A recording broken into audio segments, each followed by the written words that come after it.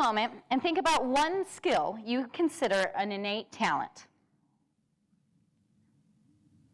You got it? Good.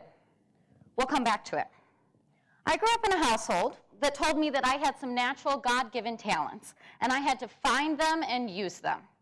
I inferred from that mindset that there were some talents that I did not have, and that was just too bad for me. That you either had it or you didn't, and that's the way it goes. Now, please don't think I came from a terrible household. My parents are lovely and supportive people, but that was just an underlying truth for us. Growing up, I noticed the talents of the people around me. I saw that some kids were artistic. My third grade buddy, Ryan Arushika, could draw whatever she saw with frightening accuracy and realism. Cats, buildings, people, you name it, she could draw it. She would sketch everything she saw around her. When I tried to do the same, mine didn't come out very realistic. So I chalked it up to, Ryan has artistic talent and I do not. No big deal, I won't be the next Edward Hopper. I'll leave that to folks like Ryan. I think most of us remember someone like Ryan, or others who are gifted in terms of music, learning instruments or languages, sports, etc. But what if we have the ability to learn any talent? Think back to that innate talent I asked you about just a moment ago. Why can't that be a learnable skill? Your arms are too short, your fingers are too stiff, your brain too slow? I'm not saying it's going to be quick and easy to learn how to run fast, speak 5 languages, or shoot hoops. But I believe that all skills that we consider talent are actually learnable. It will take a lot of time and energy, but it is possible. Now, I bet some of you right now are thinking, nope, you cannot learn creativity or body flexibility, etc. I understand your reluctance. A group of wickedly bright teachers here at ACS discussed this last week when I presented this talk for them. We weighed in on how an environment can foster and support creative endeavors, how experts can guide us and train us to obtain seemingly unobtainable goals, and how concerns for our own safety and well-being might get in the way of some of our learning. I invite you to discuss with your teachers any reluctance you have towards learning a new talent. Here's why. When I figured out that I could learn anything if I was willing to put the time, energy, and effort in, it radically changed the way I approached the world. As I started to work on this talk, I found examples that inspired me and seemed to disprove this outlook that I'd been brought up with. My grandmother, Dot, did not exhibit any extraordinary artistic talent. She did quilt and sew and cooked and raised children, but worked mostly on functional 3D crafts like blankets or clothing.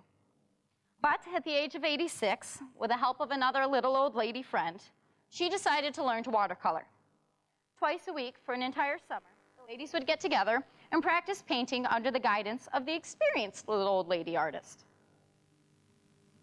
Grandma is now 96 and has a pile of watercolor paintings that she's created. Whenever I visit, she pulls out the stack and shows me what she's been working on. She's quick to point out the ones she found challenging, the subjects that she feels she has a mastery of, and so on. She does paint a variety of motifs. I'm just really partial to her flowers. So how could this 86-year-old woman learn to be artistic? Time, effort, patience, perseverance, determination, and grit. What admirable qualities to demonstrate in pursuit of a new and elusive innate talent. Double bonus. I bet some of you are thinking, oh, just kidding, just said that. As I was discussing learnable talent and the lessons in perseverance that usually accompany these trying journeys, Chris Ward, the band director, showed me this recording from Ira Glass, the radio personality responsible for one of my favorite radio shows, NPR's This American Life. It's short, and I hope you'll enjoy it. Nobody tells people who are beginners, and I really wish somebody had told this to me, is that all of us who do creative work, like, you know, we get into it, and we get into it because we have good taste. But it's like there's a gap, that for the first couple of years that you're making stuff, what you're making isn't so good, okay? It's not that great. It's trying to be good. It has ambition to be good, but it's not quite that good. But your taste, the thing that got you into the game, your taste is still killer. And your taste is good enough that you can tell that what you're making is kind of a disappointment to you. You know what I mean? a lot of people never get past that phase. A lot of people at that point, they quit. And the thing I would just like say to you with all my heart is that most everybody I know who does interesting creative work, they went through a phase of years where they had really good taste, they could tell what they were making wasn't as good as they wanted it to be. They knew it felt short. It didn't have this special thing that we wanted it to have. And the thing I would say to you is everybody goes through that. And for you to go through it, if you're going through it right now, if you're just getting out of that phase, you got to know it's totally normal. And the most important possible thing you could do is do a lot of work. Do a huge volume of work. Put yourself on a deadline so that every week or every month you know you're going to finish one story. Because it's only by actually going through a volume of work that you're actually going to catch up and close that gap. And the work you're making will be as good as your ambitions. In my case, like I took longer to figure out how to do this than anybody I've ever met. It takes a while. It's going to take you a while. It's normal to take a while, and you just have to fight your way through that. Okay?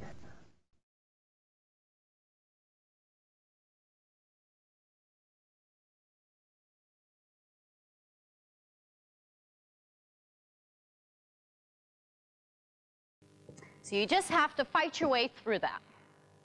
Learning new things does take time. And I like how he points out that we have high expectations and good taste, and that could sink our creative endeavors. But we've all got to start somewhere. I think handstands are cool. But they were one of those things that I needed more balance and strength to do. Sorry, balance isn't one of my innate talents. Well, Mr. Meisner, his wife, and I have been attending adult beginner gymnastics since January. It's been humbling and exciting and frustrating. But here's a chance for us to learn something I didn't think was learnable. I'm happy to report that my handstands and Mr. Meisner's flips are coming along nicely. We're planning to showcase these new talents on the grass field very soon. In the words of Ralph Waldo Emerson, every artist was first an amateur.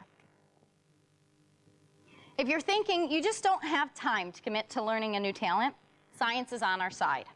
A study published in 2011 in the Proceedings of the National Academy of Sciences showed that as little as 2 hours of childlike learning may be enough to stimulate growth of gray matter in the brains of mature adults. Researchers at the University in Hong Kong say the findings suggest that the adult's brain's ability to change, or its plasticity, as it's known in medical terms, occurs much faster than previously thought. Prior studies have shown increases in gray matter in adults after weeks or months of training, but in this study, researchers induced changes in less than 2 hours of training, in which adults learned new nonsensical names for colors. So I'll leave you with this today. What interests have you lost along the way because you didn't exhibit a talent for it?